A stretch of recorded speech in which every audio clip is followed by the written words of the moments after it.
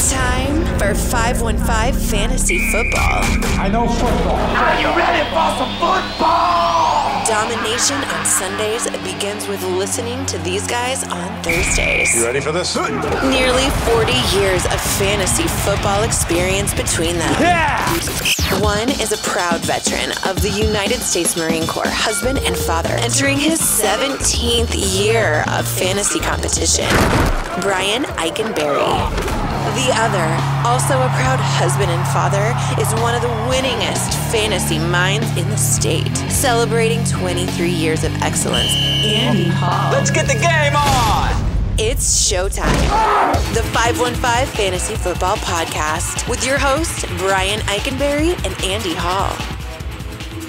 In fantasy football, sometimes the difference between a win and a loss is a minor detail, something so insignificant you may be overlooking it.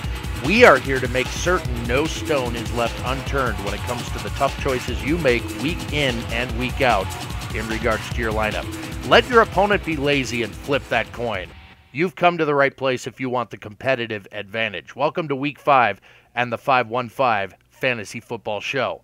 I'm Andy Hall. With me, as always, Brian Eikenberry. Brian, another strong showing in Week 4 from this tandem of brilliant fantasy mind. Absolutely. The way we do our grading system is we give ourselves a -1 for a bad grade and a +1 for a good grade. Very simple, highly scientific. So, after Week 4, after everything was done, all the injuries accounted for, we were +34, which is awesome. It's quite impressive.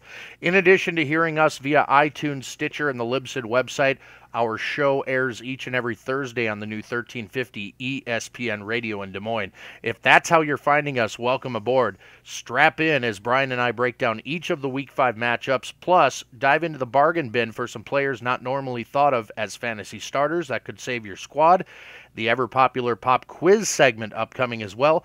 But we begin, Brian, with some headlines of fantasy note, beginning with Andrew Luck, who's officially listed as questionable. Quite possible he sits another week plus to get his shoulder right, Brian. The re-signing of Josh Johnson is a pretty big tell here, in my opinion, at least. Yeah, this one I was confident that Andy Luck was going to be back in. But now, like you said, with that signing, I think they're tipping their hat a little bit, and you have to be concerned. So it's just something to watch for come game day, hoping, if you're the owner, you hope they make an announcement sooner rather than later, obviously, to prepare yourself, which is why you need to stick around for the bargain bin. More Thursday night notes. There's some real concern about Vontae Davis's foot, according to Coach Chuck Pagano. If that's the case, big upgrade to particularly Hopkins on the Houston side of the ball. Sticking with the Colts, tight end Dwayne Allen actually probable this week. And for those of you that were streaming Kobe Fleener, it's time to downgrade him if Dwayne Allen is indeed active. Arian Foster expected to have a significantly expanded role versus the Colts. I think he might have gotten more work last week had the game not gotten out of hand so quickly. Look for Arian Foster to get back to what you would consider a normal workload against the Colts. And one more note for the Thursday night matchup. Nate Washington not expected to play, nor is Cecil Shorts. Both are dealing with injuries at present. Another reason to believe DeAndre Hopkins could be in for a very big week. Moving on to some of the Sunday games and some fantasy news of note. Carlos Williams of Buffalo in the league's concussion protocol. Could be Boobie Dixon time there for the Bills. Sammy Watkins has a calf problem. Not a long-term concern, though, for Bills GM Doug Whaley, so that's good news. Steve Smith Sr. expected to miss Week 5 with a microfracture in his back. Some interesting players that we'll discuss a little later on in the show that you might consider plugging into your lineup. There's a hint for you. Tampa has signed kicker Connor Barth to a 2-year contract. I'm not quite sure that you would consider him for your fantasy squad just yet.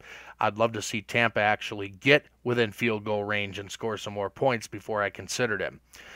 Pete Carroll, hopeful that Lynch will be ready to roll Week 5. As you may realize, Fred Jackson definitely going to be out this week with an ankle injury. Remains to be seen whether or not Beast Mode will be in the lineup this weekend. It could come down to a game time decision. Cowboys' Lance Dunbar, of course, tore his ACL last weekend. He is out for the rest of the season. Browns' Robert Turbin is back at practice. The former Seahawk could cut into Crowell's load eventually. Jordan Reed had another concussion, plus he's got an injured knee and ankle from last weekend. That's not good news for Washington. And Joique Bell did not practice Wednesday. Looks like Amir Abdullah will start if Bell is out, and he should. Deshaun Jackson said Wednesday that it is possible he'll return in Week 5 against the Falcons. I'm not holding my breath on this, Brian. I think Deshaun Jackson probably wants to make sure he's 110% before getting back out on the field. And again, if in the Thursday night game, if Andrew Luck cannot play or is considered out, Matt Hasselbeck will be your starting quarterback. One last note here, Demaryius Thomas. He avoided a serious neck injury, considered day-to-day. There's no concern about his Week 5 status, but he has missed some practice time this week. That'll do it for the headlines for now. Jumping right into the matchups, let's talk Thursday night football, Brian. Let's do it. Indianapolis at Houston. It's sure to be the barn burner here. Andy Luck, obviously, you heard him kick off our headlines.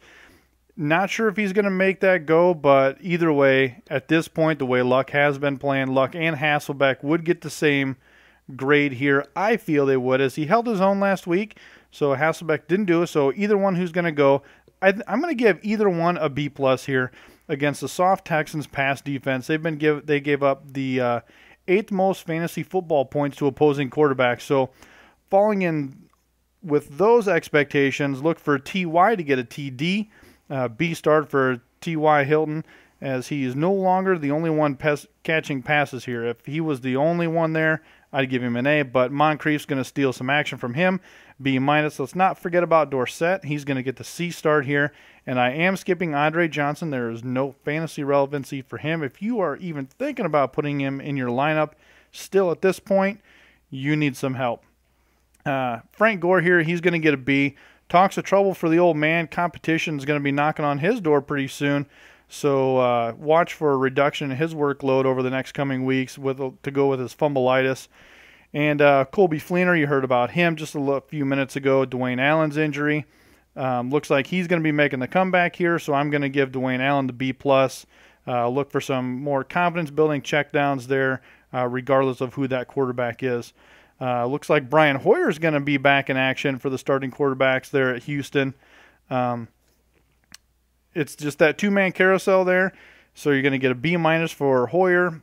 He's going to get some stats, but nothing over the top, regardless of Indy's defense, especially with the wide receivers being hurt there. Both Nate Washington and Cecil Shorts likely not going to play. That's a huge heartbreak, so that automatically defaults DeAndre Hopkins to an A. He doesn't care who is throwing the ball. He's getting 30% of the targets at this point to go with his 13.2 yards per catch. So no tight end of value here out of the Texans, I don't believe. But you do have a running back to start this week. Not Alfred Blue, sorry. Arian Foster. I believe, just like you said, he's going to be back in action.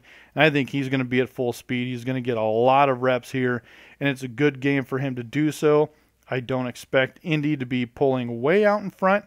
I think this will be a competitive game, whether it's 3-6 or 35-42. It's going to be competitive, so look for a full playbook for Arian Foster. So congratulations to those who did draft him and held on to him for this long. So he's going to get a B there. He's likely not going to get all 25 touches, but he's going to get that healthy share. And that'll do it for our Thursday night matchup. Chicago at Kansas City. We begin on the Bears side of the ball, Brian, with Jay Cutler, who gets a B. The Chiefs are giving up the most points in the NFL to the quarterback position. Cutler's heroics in Week 4 are further proof that no matter how bad things may seem in Chicago, it's always far worse when Cutler is out of the lineup. He should get Alshon Jeffrey back this week, which should make for a strong fantasy play. Don't feel bad about plugging him in this week. Matt Forte is an A. The Chiefs were gashed for nearly 40 fantasy points by Cincinnati's backs in Week 4. Look for the Bears to feed Forte at a high volume and involve him heavily in the passing game as well. Alshon Jeffrey gets a B+.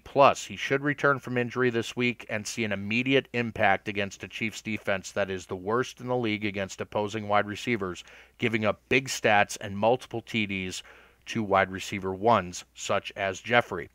Eddie Royal makes the list this week as a B-. There's reason to be optimistic about his chances this week. In each of the Chiefs' 4 games, Nate Washington, Emmanuel Sanders, James Jones, and Mohamed Sanu have either topped 100 yards receiving or scored a touchdown.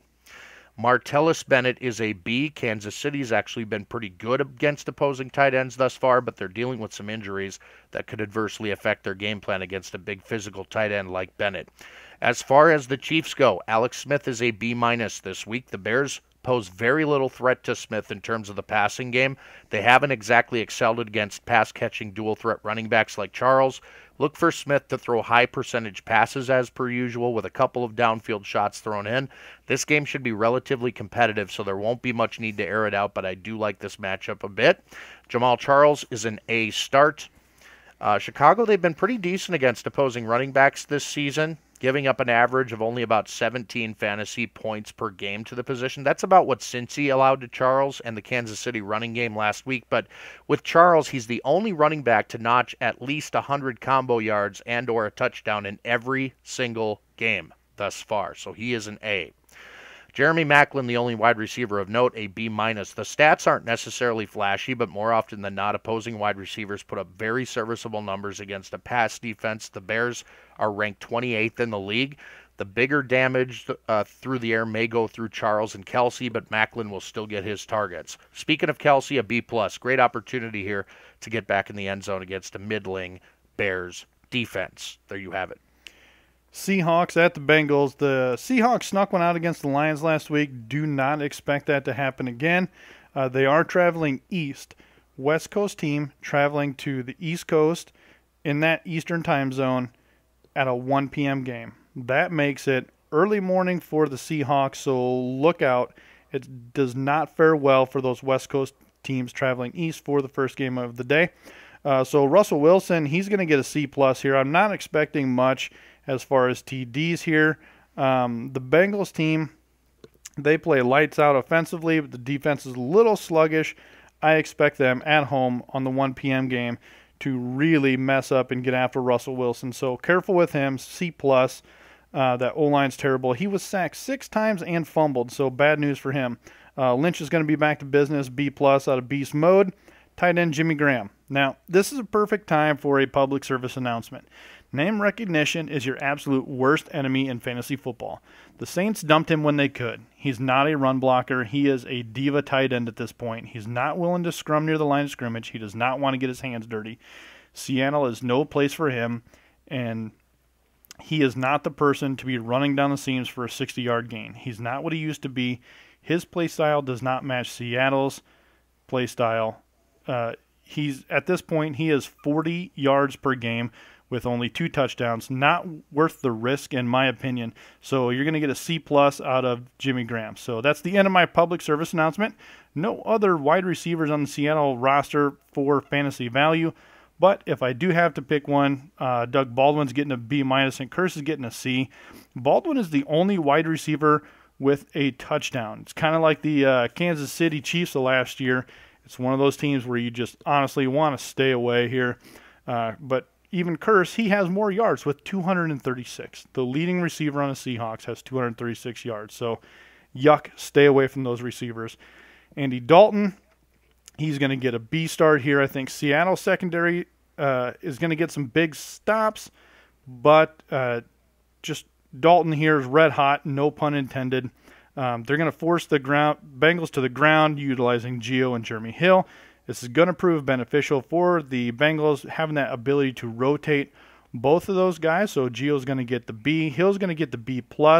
He's got those 3 touchdowns here so far, so he's going to have a big day here again. I think he's going to get those touchdowns on the goal line while Gio's catching those passes in the middle of the field. They're going to wear down that Seahawks defense. A.J. Green, he's going to be the burner. So A.J. gets a B+, Sanu C, Marvin Jones B-. Look for Dalton really to spread that ball around, keeping the Seahawks guessing as to where it's going to go. And always, Eifert, He's going to be back to the grind, getting another touchdown this week, B+ for him. I really wanted to give someone an A here, but I can't imagine Dalton going for 350 and 3 touchdowns again. But if you look at statistically, Andy Dalton's time to shine is the 1 p.m. games. Any other game, it's iffy, 1 p.m., money. So there you have it. Everyone on the Bengals roster should have a very respectable fantasy week. Washington at Atlanta. We'll begin with the Redskins and Kirk Cousins, who gets a C. Atlanta's been very middle of the road as far as pass defense through 4 games. Of course, they've faced Sam Bradford, Eli Manning, Brandon Weeden, and Ryan Mallett. Cousins is probably somewhere between Weeden and Bradford on that totem pole, so I give him an average grade of C. We'll move on to Alfred Morris, a B-. The Falcons are dead last against the run, but it likely won't make a huge impact when it comes to the Washington running game, which will need to abandon the running game probably once Atlanta jumps out to a big lead early, which they are known to do. Matt Jones and Chris Thompson will each get a C grade out of me in this one. There's a chance Thompson actually ends up seeing the majority of the workload by the final gun due to his prominence in the passing game. That's something that we just haven't seen yet from Alfred Morris or the talented rookie Matt Jones. Wide receivers, Pierre Garçon gets a B+. High volume possibility here, especially if Washington gets down early, which I think they will. He's their best bet through the air, and I'm not sure Atlanta has the guy that can stop him. Jamison Crowder, here's a name to remember, a C+ in this game. Speedy slot guy that should get some looks. Derek Carrier likely will be your starting tight end. He's got a big opportunity to step into Jordan Reed's high-volume role this week. Keep an eye on him. I'm not sure I'd plug and play just yet, but I'll give him a C grade because I think the opportunity will be there. As far as the Falcons go, Matt Ryan is an obvious A. For pass, they've faced Ryan Tannehill, Nick Foles, Eli Manning, and Sam Bradford in their first 4. Ryan definitely on the upper end of that grouping and a ceiling higher than Bradford's recent 270-yard, 3-touchdown performance. I think Matt Ryan is a great start this week. Devontae Freeman, I'll tell you what, this is a tough matchup on paper, and particularly if rookie Tevin Coleman comes back from his rib injury, he could cut into that workload. But from the eye test, Devontae Freeman has looked virtually unstoppable. I mean, the Redskins have been the best in the league versus the run this year, holding the teams they've played against to an average of less than 9 fantasy points per game. But consider the names they've faced. Lamar Miller, the Gurley-less Rams, Andre Williams, Rashad Jennings, and the Eagles. Those are not teams that scare me. I think Devontae Freeman is a solid A- this week, even against, on paper, the best in the league versus the run. As far as receivers go, Julio Jones is an A. He'll bounce back this week against a bad Washington defense. Leonard Hankerson gets a C+, a threat to grab a score anytime the Falcons get in the red zone, but he may not see many opportunities in this one if Atlanta gets up early and plays to hold their lead. Wouldn't mess with any of the tight ends on the Falcons side of the ball, so we'll wrap up with that. Typically, my tactic for starting defenses is whoever's playing the Buccaneers, but the Jaguars-Buccaneers matchup here is the exception to that rule. This is a game that's either going to be 6-3 or 60-53. Blake Bortles trots out and is going to have a decent game, so we're going to give him a B for Blake Bortles. Fun fact, 4 pass catchers on the Jaguars average more than 10 yards per catch. That means the Jaguars average a first down when thrown to 4 different people. Technically, the Bucs have the second best passing defense, but that's because they're always giving up the ball in their own territory, and they're throwing pick sixes, so the other teams just have to run time off the clock. Allen Robinson's going to get his in a big way this week. He's going to get an A start. That's right, an A for a Jacksonville player, so mark it on your calendars. 25% of the targets, 22 yards per catch, with 7 of those for 20 yards or more. A. Allen Hurns, if he plays that ankle, kind of talked about that. He's got it. He hasn't been practicing, but he played through it in week 4, so it's kind of up in the air. We'll see what happens. But if Allen Hurns plays, he's been the sneaky little target here. He's going to get a B. If he goes, TJ Yeldon, he's going to get some significant time here. B+. Jags are going to be using all their weapons to claim Florida as their own. Well, the Bucks are the Bucks, and terrible calls and ignoring playmakers, missing kicks. It's what they do best. Jameis Winston, he's going to get a C- just in case they get a groove against the Jags, but don't count on it. He has 10 turnovers through 4 games. Not healthy. Dougie Fresh, he had a good game last week, as predicted by you, Andy. But the Jags are playing well. They are playing fourth against the run. Expect the same here. V-Jax has been getting some action with Mike Evans. Either on the mend or in confusion. So V-Jax is going to get a B. Mike Evans, he's going to get a B-. It really stinks to say that, but he's getting a lot of targets now that he's back, but he is not catching the ball. Whether they're bad throws from Jameis Winston or he's just not getting his hands on them, just one of those things where you have to look beyond the name and realize the situation that he's in. You want to give Mike Evans an A. You would probably give him an A with, 28 other starting quarterbacks in the league. But you just can't do it here. I think it's just a bad situation he's in. Hopefully that's a talent that doesn't go to waste. But nobody else of fantasy value here on the Bucs roster, and surely not one of the kickers. We could spend a whole show talking about the troubles kickers are having in the NFL this season, both with the expanded extra point and their field goal kicking has been god-awful this year as well. But I'm not going to waste any more time on that than I need to. One more matchup to get through here. Our pop quiz is coming up here in just a bit. New Orleans at Philadelphia. We'll begin with Drew Brees and that Saints passing game. Give Drew an A- this week. He showed what he's capable of against a top 10 pass defense last week versus Dallas. He gets 14th ranked Philadelphia on the road this week, but he should be able to put up a 300-yard couple of score type of game. If Kirk Cousins could do 290-1, I think Drew Brees can do, slightly more than that. The running game, Mark Ingram. I'm going to give him a B- in this game. It's not a great matchup. Philadelphia has been very good against running backs through 4 games, giving up about 13 fantasy points per game to the position. Spiller, Robinson, splitting some touches with Ingram. I wouldn't expect a big week out of him, but because he's been so involved in the passing game in New Orleans, and more so than I could have ever expected, and it's been a big surprise actually as a Mark Ingram owner. I will give him a B- in this matchup. CJ Spiller's a C. Limited opportunity. Spiller best used as a flex in PPR formats. You could consider him there. The receivers, Brandon Cooks really the only one to have a conversation about here, and I'll give Brandon Cooks a B. And it's a begrudging B. Ooh. It's a great opportunity to emerge this week against the 27th ranked pass defense.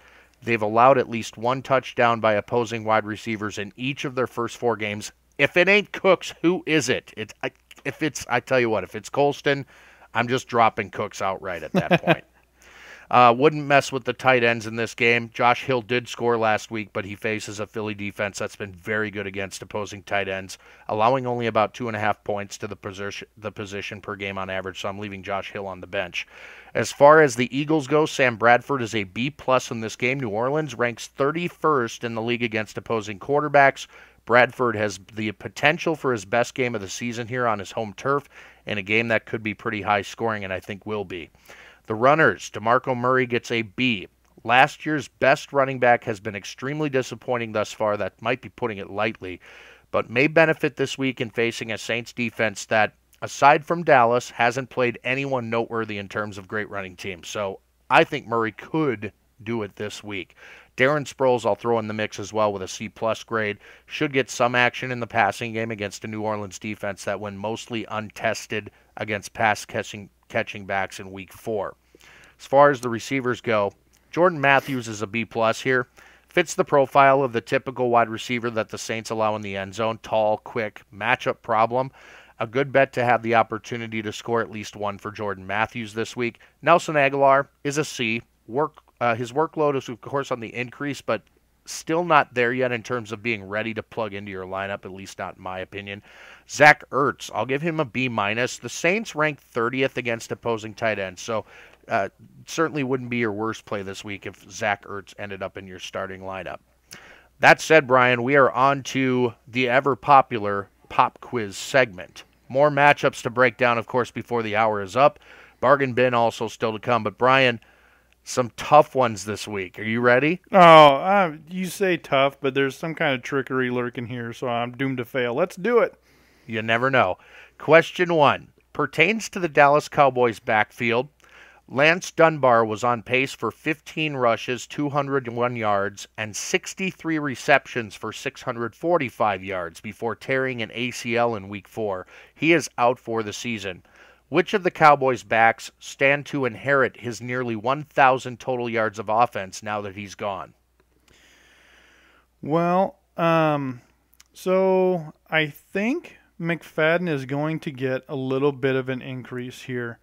They have that Christine Michael from that Texas A&M. I'm not expecting anything out of him. He hasn't done much. There's no other way. The wide receivers, they're thin. There's a lot of people who aren't playing. I think, if anything, this is going to increase Witten. I think this is a trick question. I'm going to go with Darren McFadden getting some, but Witten's really going to benefit from Dunbar being out. You had to pay attention to the wording of the question. Which of the Cowboys' backs stand to inherit that nearly 1,000 total yards of offense now that Lance Dunbar is gone? The answer is Darren McFadden. He's the only Cowboys back with a significant amount of pass-catching history we can look at, having caught an average of over 40 passes per season since 2010 when he's played at least 12 games. Of course, injuries have been a concern with him in the past. Neither Joseph Randall nor Christine Michael, who you mentioned, have that pedigree. They'll split backfield carries while McFadden assumes his new role in Dunbar's absence. That's what I think. Question 2. Lamar Miller is widely considered a bust through 4 weeks of the season. With the firing of head coach Joe Philbin, do the Dolphins A, lean more on Miller, B, lean less on Miller, or C, stay the course and lean very little on Miller going forward? To me, it doesn't matter if you fire the head coach, the offensive coordinator, defensive coordinator, and all those people are still there. What they really wanted to do is fire everybody, but you can't fire everybody. I think they're going to stay the course, and Tannehill was touted to be way better. He was sold as this big quarterback who was going to have this huge year. He's got Landry and Matthews, and this is really going to happen, and all the pieces are here, but it's not. I think they're going to stay the course and force Tannehill to throw, and get that point total up on the board. The correct answer, Lamar Miller, widely considered a bust through those 4 weeks.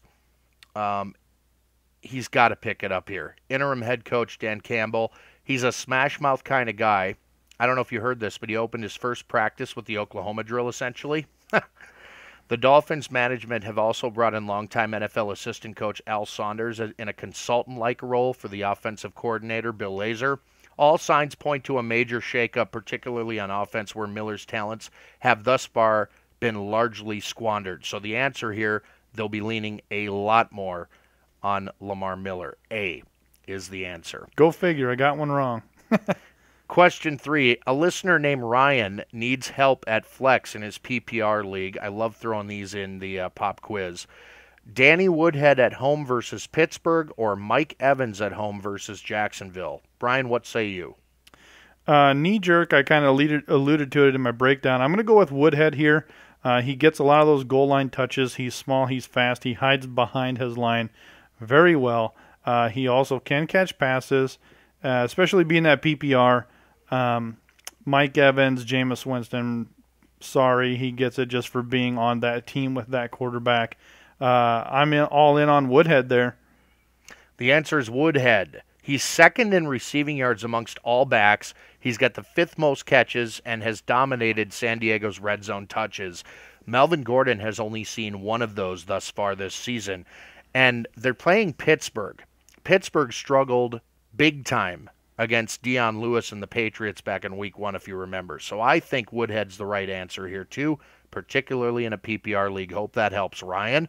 Also, bonus question from Rob on our Facebook page, Brian. Which of the following 4 running backs should he leave on his bench? Okay, 4 options here. One of them is the odd man out. Arian Foster at home versus Indy. Eddie Lacy at home versus St. Louis. Matt Forte at Kansas City. Dion Lewis at Dallas. Whoa. Who was Foster? Where were they playing at? Well, that's the Thursday night game. Playing Indy. Yeah, I did that matchup. Whoops. Who is the odd man out here? This is a nice stable of running backs. I'm Man. not sure you can lose. Well, I am going to I'm going to knee-jerk this here, and I am going to say Lacey at St. Louis is the odd man out here. For reasons why. Foster's going to get the big workload. That's a good game for him to be playing in. So with Indy there, I think he's going to get a lot of good carries. And looking back at Foster's history, he always breaks a big one. Always. Forte at Kansas City. Regardless of what's going on, Forte is going to get his. And now that Cutler's back, they've got the rapport there. Going to throw some passes Forte's way, not only rushing, so he's going to be there. Lewis at Dallas. Sean Lee's out now, so they just lost their top tackler there. So it's going to be easy for them to kind of run up the gut.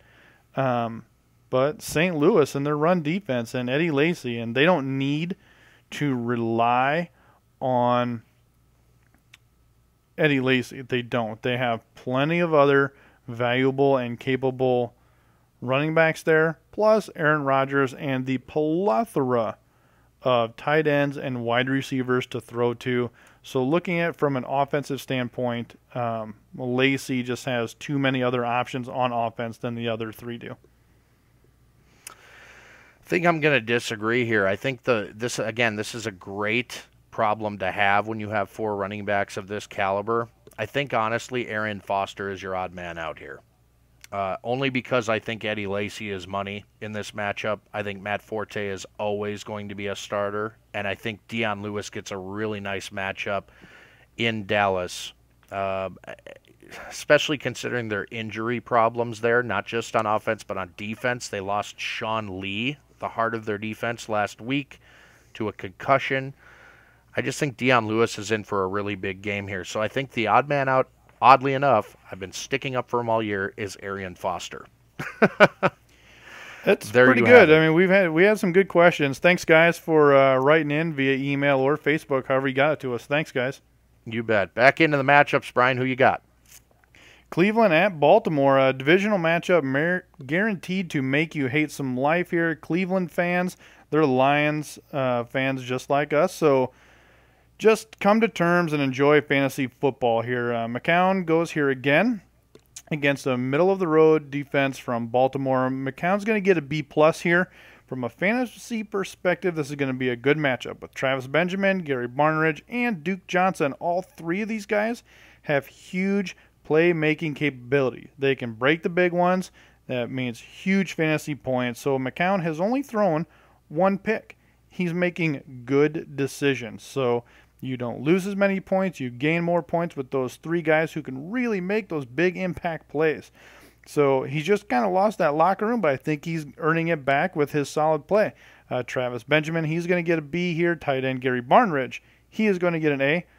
Going back from last week, we've been talking about him for 2 weeks now.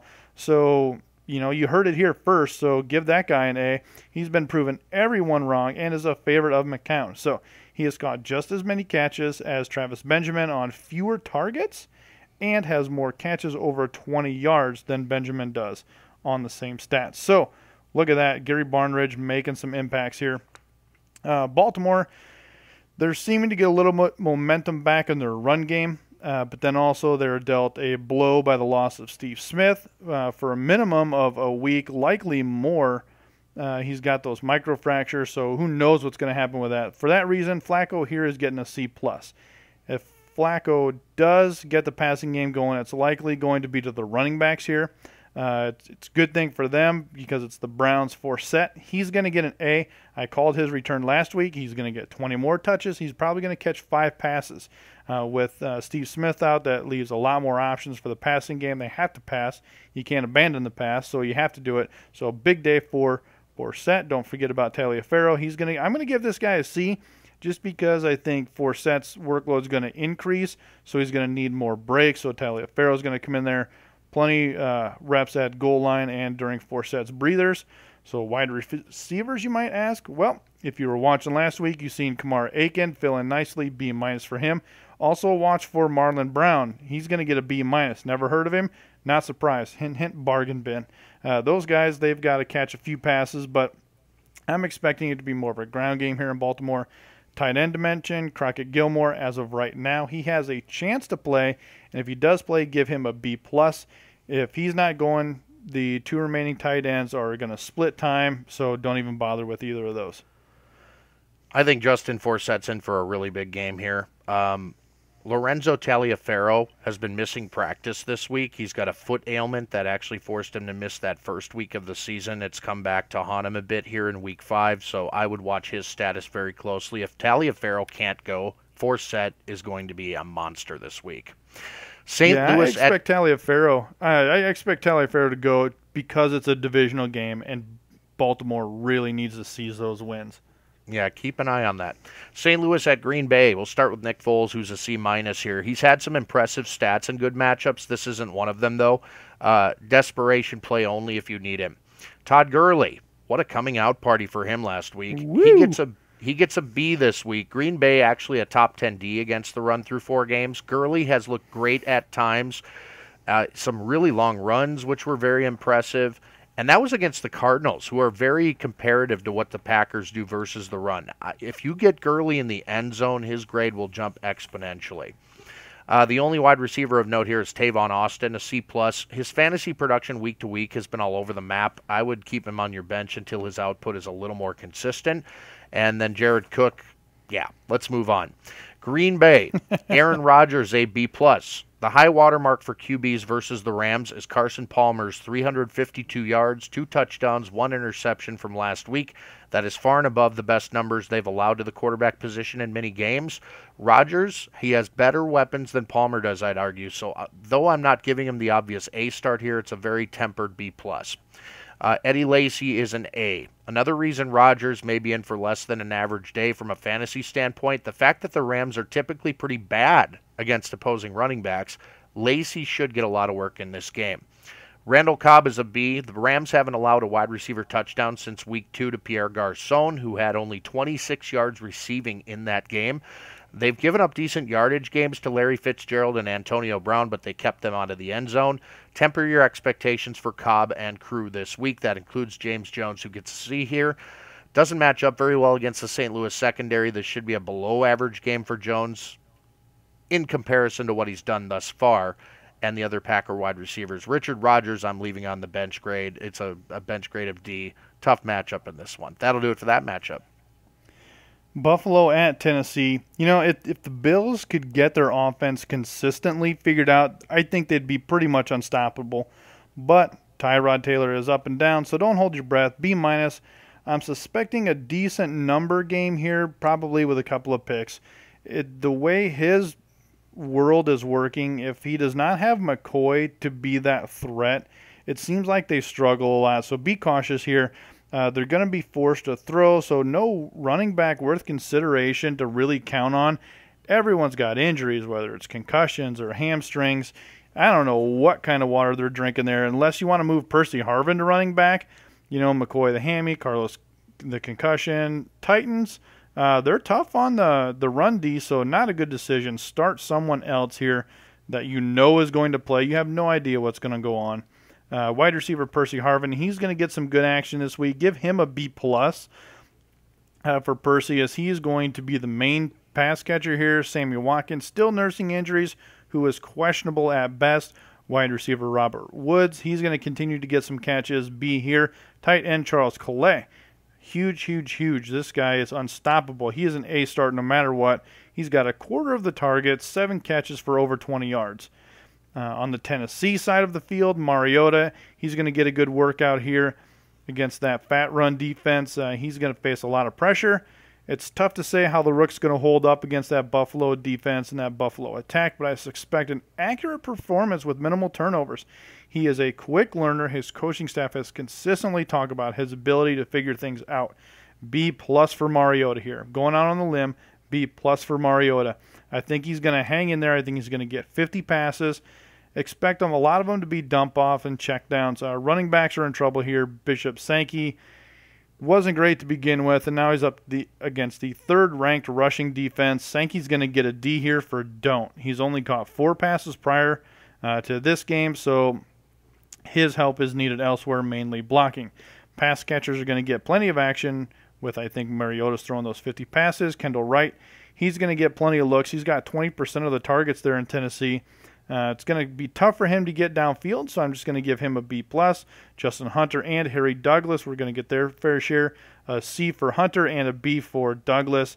Going to give an A to tight end Delaney Walker. I am expecting 10 catches for Walker here. Tight end's going to get plenty of love against the heavy pass rush from Buffalo. And Buffalo is giving the 9th most point to tight ends on that check down and dumping that ball off early.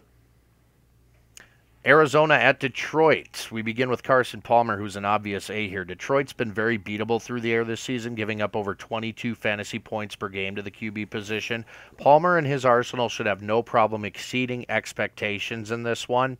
He has topped 300 yards in 3 of 4 games. His 10 touchdown passes on the year is second most in the NFL. As far as the running backs go, it's a 3-headed monster now. I don't know if you've heard this, Brian. Chris Johnson, Andre Ellington's back, and then there's David Johnson. So let's begin with Chris Johnson. I'll give him a B here. The old adage, if it ain't broke, don't fix it, feels like something that old get-off-my-lawn Arians would champion here. Chris Johnson has done the job and more often than not exceeded expectations in Ellington's absence. I'm willing to bet that won't change until the wins do. Andre Ellington is my C+ here. It'll be a 3-man committee, as I said, going forward. Ellington will likely be eased back into the rotation, but I still think he'll be the number 2 because, again, get-off-my-lawn Arians would be the type of guy to say, well, who's the odd man out here? It's the young kid. Get him out of here. So that's what's going to happen. David Johnson is probably best left on your bench this week, unfortunately. Larry Fitzgerald is an obvious A. The Lions have been pretty bad against opposing wide receivers. You know, if Doug Baldwin can score on them, Fitzgerald certainly can and should this week. John Brown is a B-. He's not being targeted as much as I figured he would going into the season. It's still early, but the Palmer-Fitz combo is simply just too good to surpass. John Brown is eating from the scraps, essentially. Moving on to the Lions side, Matthew Stafford, a B- in this game. Arizona ranks 4th against opposing quarterbacks, and aside from last week's hiccup versus St. Louis, they've been a turnover-producing machine through 4 weeks. This does not bode well for Stafford, who's known to make some mistakes. As far as the running backs go, I think Amir Abdullah, the only one worth note here. C+, a dynamic playmaker, but dealing with a sputtering offense isn't helping their running game whatsoever. Calvin Johnson gets a B+. He'll be hungry to make up for Monday night's blunder. I won't expound on that, Brian. You're welcome. Golden Tate is a B-. He should get plenty of looks as the Lions figure to throw a lot in this game. I'll add a kind of an interesting C to Tim Wright, tight end. Intriguing play here. He's not much of a blocker. Wright will be involved in the passing game with Ebron and Pettigrew both out with injuries. So keep an eye on Tim Wright. That's it for that matchup. Well, Tommy gets back at it from a good little rest there in New England at Dallas. He is going to shred the Cowboys.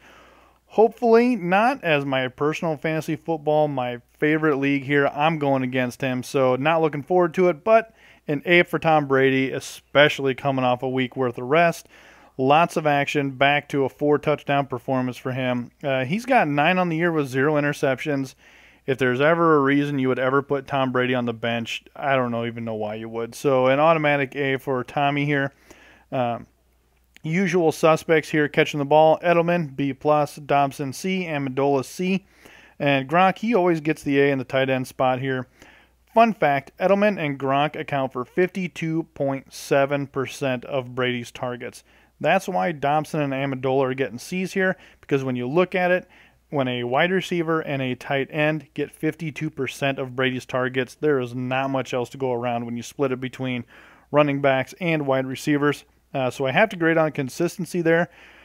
So the running backs, Deion Lewis, I believe he's going to get a good, healthy workload here. We talked about it, Sean Lee being out, main tackler there on the Cowboys. So he's going to get a good share, B+. But the Blunt Master Flex, he's close behind with a C there. Expect him to get some breaks every now and then. Deion Lewis is not only the leading rusher, but he is also the number 3 highest pass catcher with 179 yards on 15 catches, FYI, there in New England. Dallas, I'm not sure who's left on this roster anymore. Everyone's getting injured, breaking legs, something. It's just all over the place. It's sad to see it go down that way. Just when you think you got your team back on the mend and repair, they just go straight down. So Brandon Whedon, over his 3 appearances, has gained momentum and gained in fantasy points every single week he's been playing, but his reliable targets are falling down. B- for Whedon. Witten's going to get plenty from him. B+. Terrence Williams, risky play. He's so up and down, but the defense is going to be focusing on him and Witten for sure. So Williams has separation issues, not from his mama, but from the cornerback. So B-. Cole Beasley, he catches passes, definitely. He's caught 18 out of 21 of his targets, so he's great at catching passes. He's just not getting the yardage he needs. He only has 174 yards on those 18 catches, so he's going to get a B-. Joseph Randall, he's been carrying himself very well, B- here. They're going to be playing from behind a lot, so expect them to abandon the run early and start chucking it all over. That's where we talked about McFadden there. He's going to be catching a lot of those passes, so I'm actually going to give McFadden a B here for that reason, that pass-catching ability, especially in a PPR. I think he's going to get a lot of those Dunbar catches here, so it's probably only going to get worse for the Cowboys until Dez comes back. Denver at Oakland. I'll make this as quick as I can. Peyton Manning is an A. The Raiders, they've been consistently bad versus opposing quarterbacks. Manning is money this week. Wouldn't worry about that at all. Ronnie Hillman, a B. He's still splitting the workload with C.J. Anderson, who is still the quote-unquote starter, but hasn't looked the part. Hillman, on the other hand, has been the better bet for weekly fantasy production. The aforementioned C.J. Anderson is a C. Starting, yes, but until he actually does something worthwhile, he's best left on your bench. The receivers, Demaryius Thomas, Emmanuel Sanders, both getting an A. You know, it's tough to sit them when they've been as consistent as they've been. For Thomas, the targets are there, the receptions, the yards, his TDs will pick up, have faith. And for Sanders, you know, if both of Chicago's top pass-catching options, that's Bennett and Royal from last week, can score on Oakland, certainly so can Sanders and Thomas. Owen Daniels, I love the matchup here. B+. Nobody gives up more tight end points than Oakland. It's not even close, so he's a good play. As far as Oakland goes, Derek Carr, a C- this week. As much as I've loved Carr the past couple of weeks, I really hate this matchup against the league's best versus opposing quarterbacks. Latavius Murray, a B-. He's involved in the running and the passing game. Murray only loses a few touches here and there to Roy Halou, who actually found the end zone last week. I think Murray's got a chance to make an impact on Sunday, but if and when the Broncos get up, he may cede to a more pass-heavy game plan. And for that reason, the receivers get better grades than the quarterback. Amari Cooper, a B-. Denver they're stupid good against the pass. Cooper is your best play if you must in this matchup. He figures to be targeted a ton. Michael Crabtree will get his as well. He'll be a C here. Big test for him and his consistency thus far. I'm betting against him in the Raiders passing game in general this week, but you could play him if you really need him. And that's it for that matchup. On to Sunday Night Football, Brian. If you were ever looking for a Sunday to have a cocktail, smoke a cigar, and enjoy the night air, this is probably the Sunday night game to do it on. It's a long way from the Bay Area and a long way until January, so that means Kaepernick is still your starting quarterback for the 49ers. Cap, he gets an F, period. He's got 158 yards per game, 3 total touchdowns, 8 turnovers. No soup for you, sir. Carlos Hyde, C-, only if you have to. Let's be honest. He has 4.5 yards per carry, but he's not going to be carrying much as the game flow is going to dictate a passing game. So Bolden, he's going to get a C. Torrey Smith, B-. I wouldn't expect them to catch a lot of balls. You can't really count on anything above 60 to 80 yards out of these guys right now. Just the way Cap's playing, just the way it's going. They're traveling all the way to the east. Sunday night game. It's going to be chilly for them California boys. It's going to be a coin toss for those guys who get it. However, tight end Vernon Davis, if he returns, he will be money. I'm going to give a B+ to him as the Giants give up the second most fantasy points to the tight end spot. Good news for Davis owners is Cap's going to be leaning heavily on that vet to move the chains and get that job done. The G-men here are going to have a great day, and it's a great day to start Eli. A start out of Eli. He's been playing smart football. 7 touchdowns, 1 interception. He's going to carve up the Niners secondary like a Thanksgiving turkey with all the giblets. Sunday Night Football in a Giant Stadium. Odell Beckham Jr., he's going to get the obvious A here. 100 yards and a touchdown. Easy money for him. Ruben Randall, he's going to get some action. B+. They've got to show it up. They've got to class it up. They've really got to show and make that offensive showing on Sunday Night Football. All the lights, everyone's focused on them.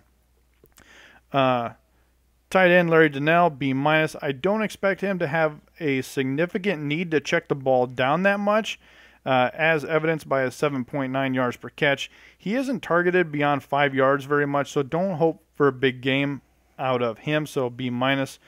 The running back stable here is going to be tough. I want to give Jennings the big nod here for the big game, but I think all running backs are going to get some good action here, and I don't think there's going to be a big need to feed Jennings 20 times this game. He had a good game last week, but it was with minimal work. He has not had more than 13 carries in any game, and you cannot count on pass catches. B for Jennings and a C for both Vereen and Andre Williams. Quite honestly, if Vernon Davis can't go in this game, and he has been limited again this week, your sneaky good play for San Francisco, just throwing it out there, Vance McDonald. He's a guy that finds the end zone. I don't know how, but he does. It's kind of like John Kuhn in Green Bay. How does he find the end zone? Opportunity. So there you have it. On to Monday Night Football. There's a lot going on here on Monday night. I'll try to condense it as best I can because the bargain bid is just around the corner, Brian. We'll begin with Michael Vick. I'll give him a B- grade in this game, and we'll discuss him more in just a few minutes. Hold on to that thought. Le'Veon Bell, obvious A. The Chargers 31st against opposing running backs, having been carved up by Adrian Peterson, Giovanni Bernard, and Duke Johnson in the past few weeks. Bell is as good as it gets this week. Antonio Brown is a B.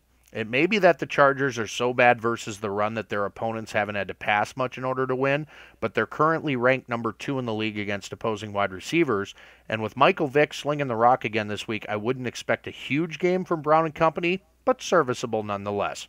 Martavis Bryant, his first game back from suspension against a very solid Chargers pass defense that hasn't allowed a wide receiver touchdown since week 2 against the Bengals. Even in that game, they were able to hold A.J. Green and Marvin Jones to a combined 93 yards receiving. For that reason, Martavis Bryant, his first action back, a C+. And as far as tight end goes, Antonio Gates is the big story. Or I'm sorry, Heath Miller. We'll move on to Heath Miller. I'm jumping way ahead here. I do this all the time, Brian. I get so excited about Antonio Gates. I can't wait to talk about it. But anyway, Heath Miller, leave on your bench. He's been virtually non-existent since Big Ben went down with his injury. You know, one would think Vic would target his tight end more since he's not a downfield thrower, but what do I know, right? So on to the Chargers we go. Let's begin with Phillip Rivers, a B+. Though Pittsburgh has been very good against opposing quarterbacks in the last 2 weeks, I like Rivers a lot more than Teddy Bridgewater and Josh McCown from a fantasy standpoint. He should have very little problem moving the ball with a full stable of wide receivers and an eligible Antonio Gates at tight end, not to mention pass-catching running back Danny Woodhead, who we alluded to earlier in the show. The runners, Melvin Gordon, the C+. The Steelers were a dominant run-stopping unit until last week's inexplicable collapse against Justin Forsett and the Ravens. They're still very good. Gordon only averaged 3.2 yards per carry against the lowly Browns last week. He's best left on your bench this week. Danny Woodhead is a C+ as well. Solid flex play when the matchup's right. This is a tough matchup, but I still think Danny Woodhead, by virtue of volume, will get his opportunities here, and he'll find some room to run. And I mentioned those red zone stats earlier. He's getting those looks as opposed to Melvin Gordon, who's being pulled when they get inside the 10-yard line. The receivers, Keenan Allen, a B+. Team leader in targets, Allen will continue to assert himself as the alpha dog in the Chargers' passing attack on Monday. And Stevie Johnson, a B-, a close second in targets. He's got every opportunity as Allen to pull one in for a score in this matchup. He may lose some targets with Gates back in the lineup, though. Speaking of Gates, I'm giving him a B- in the first game back. Though he may split duty with Ladarius Green, he's a decent start in his first week back from suspension. Pittsburgh gave up a monster day to Rob Gronkowski, of course, in week 1, but they've improved a lot since then and done a good job of keeping opposing tight ends out of the end zone. So don't expect one from Gates right off the bat. But as we've seen in the past, you just never know. All right, Brian, we're down the home stretch here. We're ready for some action. But what if our team is in trouble? What if we're dealing with injury problems? What if our waiver wire is super thin and I really need a guy because somebody else is on bye? We got you covered. Welcome to the Week 5 bargain bin. One quarterback, one running back, one receiver. Who's your quarterback this week, Brian? The one and only Josh McCown. Here's why. He's owned in 4% of the leagues, so you need to start prepping for those bye weeks that are coming up. He's someone who is available, and he's making decent decisions regardless of what his ugly uniform looks like. The last 2 weeks, McCown has thrown for 700 yards, 4 touchdowns, and only 1 interception. Bargain bin. Mine is Michael Vick. You know, he was forced into action without much preparation time last Thursday. It's obvious he was rusty and his rhythm with the receivers was off. He's got more time to prepare this time around, not to mention the return of Martavis Bryant from his 4-game suspension, and that should lead to better things against a banged-up San Diego secondary. I think he'll chip in some rushing yards as he usually does too, so Michael Vick is my pick in the bargain bin. Running back. I've got a PPR special here, and it's a little tricky, but think about it. Lions running back Theo Riddick. He has 5 catches in every single game for the Lions. His rushing yards are a no-go, but every single game he catches 5 yards. He catches every single ball thrown to him. He has not dropped a pass that has been thrown his way. Lions are on the verge of just completely abandoning the running game like they did a few years ago where Stafford threw up 5,000 yards.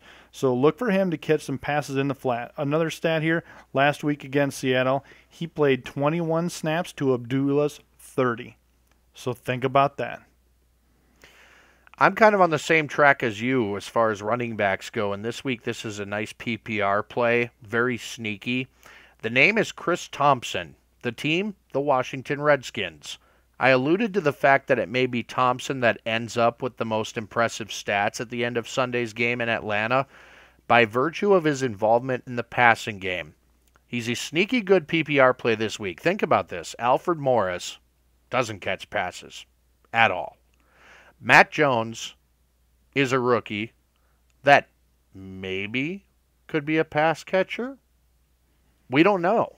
Chris Thompson, we know, is very good at what he does. He's small, he's quick, he's got great hands, and who knows? By virtue of game flow, this guy could have some scoring opportunity this week.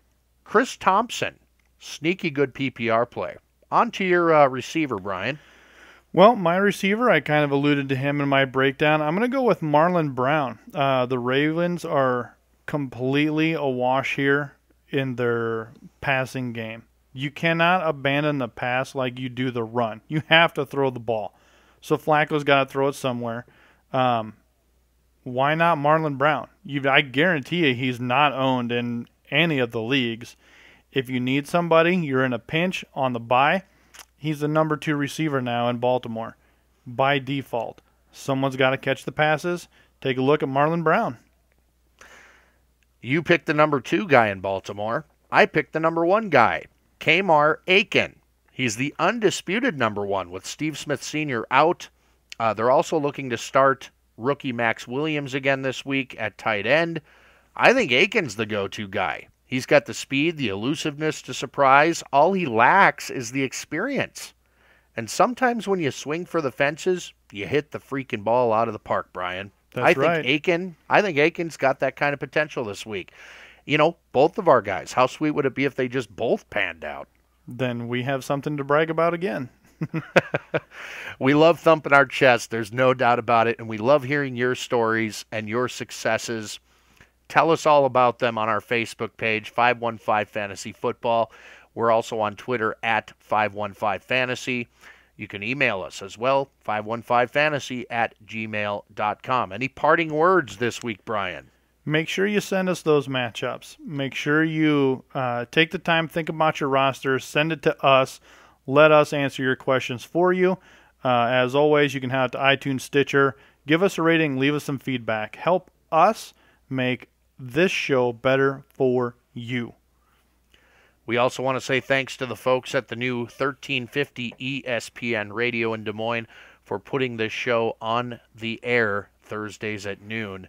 If that's how you're hearing us for the first time, Brian mentioned iTunes and Stitcher a bit ago. Make sure you subscribe, and it is important to leave those comments for us.